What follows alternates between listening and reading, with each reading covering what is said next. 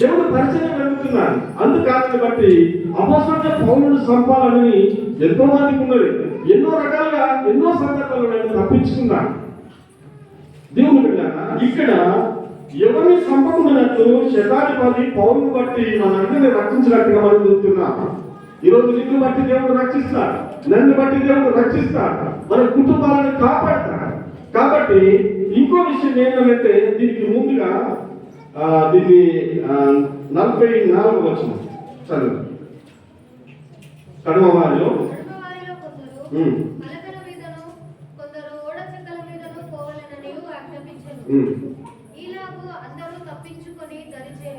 ఆమేన్, హల్లెలూయా. దేవుని బిడ్డలారా, ఇక్కడ కొందరు పలకల మీదను కొందరు చెక్కల మీదను కనుక ఈ ఓడ ఈ అమరం దగ్గర ఏమైపోయిందంటే బద్దలైపోయింది. ఈ ఓడ పోయి 2 సముద్రాలు కలిసే దగ్గర ఎక్కువ ప్రెషర్ అయింది కాబట్టి శబ్దం పెరుగుతుంది కాబట్టి దాని కారణం బట్టి ఆ ఓడ అక్కడ బద్దలైపోయింది, తెగిపోయింది.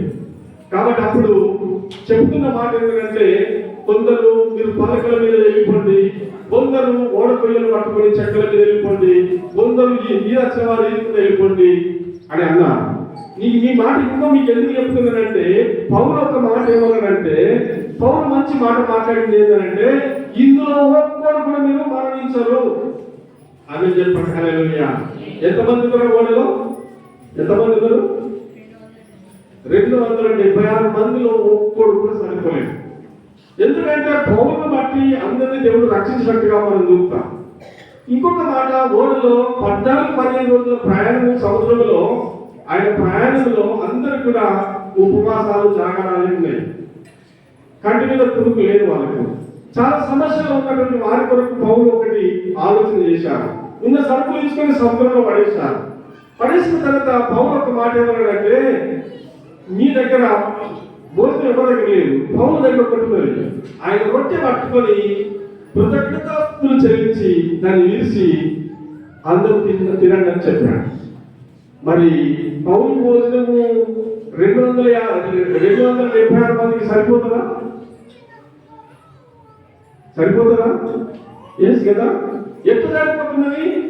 ఆయన దేవుని సన్నిధానంలో కృతజ్ఞతాస్తులు చెల్లించి ప్రార్థన చేసి వారికి ఇచ్చాడు కాబట్టి మరేమైపోయారు అందరు కూడా సేఫ్ జోన్ లో సేఫ్టీగా అందరు కూడా ఈదుకుంటా పలకల మీద ఓడల మీద రెక్కల మీద అందరు కూడా సముద్రం నుంచి బయటకు వచ్చారు. దేవుని బిడ్డ, ఈ విషయాన్ని మనము ఎంతగానో మనము కొంచెం జ్ఞాపకం చేసుకుంటే మన జీవితంలో ఎంత అద్భుతంగా అనిపిస్తుందో తెలుసా? ఒకవేళ మనం ఊహించుకోండి, మీరు ఆరోగ్యం కొట్టకపోతే, ఒక చెట్ల కొట్టకపోతే, ఒక వాటిలో కొట్టకపోతే చాలా భయంకరమైన పరిస్థితులు మనకు ఉంటాయి. ఈ ఓడ బద్దలైపోయిందని అక్కడ రాసిన మాట ఇంకోటి చెప్తాను. ఓడ సముద్రము, ఆ 2 సముద్రాలు, ఆ మధ్యధర సముద్రాలు అన్ని కలిసి అక్కడ ఈ ఓడ అక్కడికి పోయి కొట్టుకున్నదంటే గుద్దుకున్నదంటే ఆ సముద్రంలో బద్దలైపోయింది. ఈరోజు మన జీవితాలలో మరి ఎవరు ఎంత శ్రమ పొందుతున్నారో, ఎవరు ఎంత బాధలు పొందుతున్నారో, ఎన్ని కష్టాలు పొందుకుంటున్నారో, ఎన్ని శ్రమలు పొందుకుంటున్నారో ఒకసారి మీరు ఊహించుకోండి. మీరు ఎలాంటి శ్రమలు మీకు వస్తున్నాయి, ఎలాంటి కష్టాలు మీకు వస్తున్నాయి, భరించలేని కష్టాలు మీకు వస్తున్నాయా, భరించలేని బాధలు మీకు వస్తున్నాయా? అమ్మా, పౌలు జీవితంలో ఆ కష్టాలు, ఆ బాధలు చూసినప్పుడు మనం ఒకసారి ఊహించితే ఆయనకు వచ్చిన కష్టాలు మనకు వచ్చినాయా, ఆయనకు వచ్చిన శ్రమలు మనకు వచ్చినాయా? మనకు చిన్న శ్రమలు అయితే మనం తట్టుకోలేకపోతున్నాం, చిన్న కష్టాలు అయితే మనం తట్టుకోలేకపోతున్నాం. చిన్న వచ్చిన తర్వాత మనము దేవుని దూషించే వాళ్ళుగా ఉండిపోతాం, దేవుని మీద ముందెత్తిపోసే వాళ్ళుగా ఉంటాం. కనుక నేను దేవుడు మంత్రం వెళ్తున్నాను, దేవుడు మంత్రంలో నడుస్తున్నాను, మేము అన్ని రకాలుగా మంచి ఉన్నాము, ఎందుకు మాకు ఈ కష్టాలు వచ్చినాయని చెప్పి మంచి వారికి శోధనలు వచ్చినప్పుడు ఈ రీతిగా ఈ శోధనలు తట్టుకోలేక, బాధలు తట్టుకోలేక దుమ్మెత్తిపోసే వాళ్ళు చాలా మంది ఉంటారు. అదేవిధంగా ఇక్కడ ఒక మాట మనం చదువుకున్నాము. 107వ కీర్తన 28-30 వచనాలకు చదువు.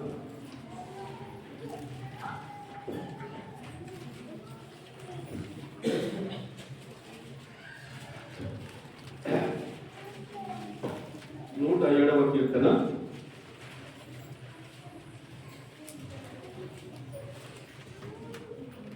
28 కదా చదువు.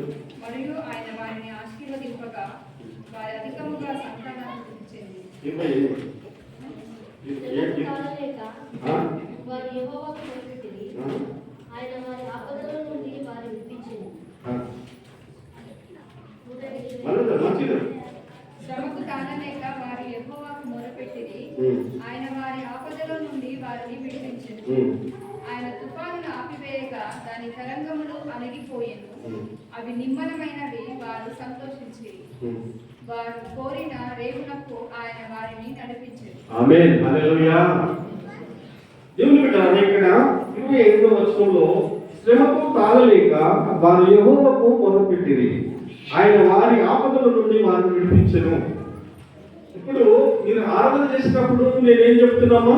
నేనేం చెప్తున్నా మీకు అమ్మా? ఏం చెప్తున్నా నేను? మీరు అందరూ ఆరాధన చేసినప్పుడు ఏం చెప్తున్నా? నోరు తెరవండి, దేవునికి మొరపెట్టండి, దేవునికి అడగండి, దేవునికి విన్నవించండి, మీ విన్నపం తెలియపరచండి. మన సమస్యలు చెప్పాలి, మన కష్టాలు చెప్పాలి, మన బాధలన్నీ ఆయనకు చెప్పాలి. మన తండ్రి ఎవరంటే మనకు జీవగల తండ్రి, మన యేసయ్యని మనకు తండ్రి. మన తండ్రికి మనం అన్ని చెప్పుకోవాలి. మన తండ్రి మన బాధలు తీరుస్తాడు, మన కష్టాల నుంచి విడిపిస్తాడు, మన శ్రమల నుంచి విడిపిస్తాడు. మన తండ్రికి చెప్పుకోకుండా నీ అంతటా నీవే ఉంచుకున్న వారికో, నీ లోపల నీవే ఉంచుకున్న వారికో ప్రయోజనం లేదు. నీ తండ్రికి చెప్పవలసిందే, నీ రాష్ట్రమంతా తండ్రికి చెప్పవలసిందే. నీ తండ్రికి విన్నపించి తెలియపరచు. చాలా మంది మీరు చెప్పుకోలేరు అని లేఖను తెలియపరుస్తుందేమో. మీరు దేవునికి చెప్పుకోలేరు, మొరపెడతలేరు, దేవుని దగ్గర కన్నీరు కాల్చలేరు. ప్రభావం కుటుంబ పరిస్థితి ఏంటిది అని ప్రతి దినం కన్నీరు కాల్చే కుటుంబంగా, దేవుని సన్నిధిలో మొరపెట్టే కుటుంబంగా, దేవుని అడుగుతున్న కుటుంబంగా మనం ఉండాలి. ఎప్పుడు శ్రమలు వచ్చినప్పుడు, ఎప్పుడైనా శ్రమకు తాళలేక వారు యెహోవాకు మొరపెట్టి శ్రమలు వచ్చినప్పుడు తట్టుకోలేకపోతే దేవుని దూషించడం కాదు, దేవుని మీద దుమ్మేయడం కాదు, మన ఇష్టానుసారంగా మాట్లాడడం కాదు. కానీ శ్రమలు వచ్చినప్పుడు యెహోవాకు మొరపెట్టే బిడ్డలుగా మనం ఉండాలి, దేవుని అడుగుతున్న బిడ్డలుగా మనం ఉండాలి. అందుకే దేవుని బిడ్డలారా, దేవుని అడగకపోతే మరి ప్రయోజనం ఏది? ఇక్కడ శ్రమకు తాళలేక వారు యెహోవాకు మొరపెట్టి ఆయన వారి ఆపద నుండి వారిని విడిపించాడు. విడిపించుతాడా లేదా? మన ఆపద నుంచి విడిపిస్తాడా? మనకు సాయం చేస్తాడా దేవుడు? మనకు సహకార్యం ఉంటాడా దేవుడు? తప్పకుండా ఉంటాడు. తర్వాత 29 ఆయన తుఫాను ఆపివేయగా దాని తరంగములను అణిగిపోయెను.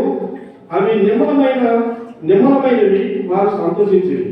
వారు కోరిన రేవులకు ఆయన వారిని నడిపించను. హల్లెలూయా. చూడండి, కొన్ని సందర్భాలలో మనం అడుగుతున్నటువంటి విషయాలు దేవుడు మనకి ఇస్తాడు. మనం అడుగుతున్న మొరను దేవుడు ఆలకిస్తాడు. ఎందుకనంటే ఇక్కడ ఇశ్రాయేలు శ్రమ వచ్చినప్పుడు, కనుక ఈ ఓడల వారికి కష్టం వచ్చినప్పుడు, ఇశ్రాయేలు ప్రజలకు శ్రమ వచ్చినప్పుడు కూడా ఇశ్రాయేలు ప్రజలు కూడా మొరపెట్టినట్టుగా చూస్తున్నా. దావీదు మహారాజు కూడా మొరపెట్టినట్టుగా చూస్తున్నా.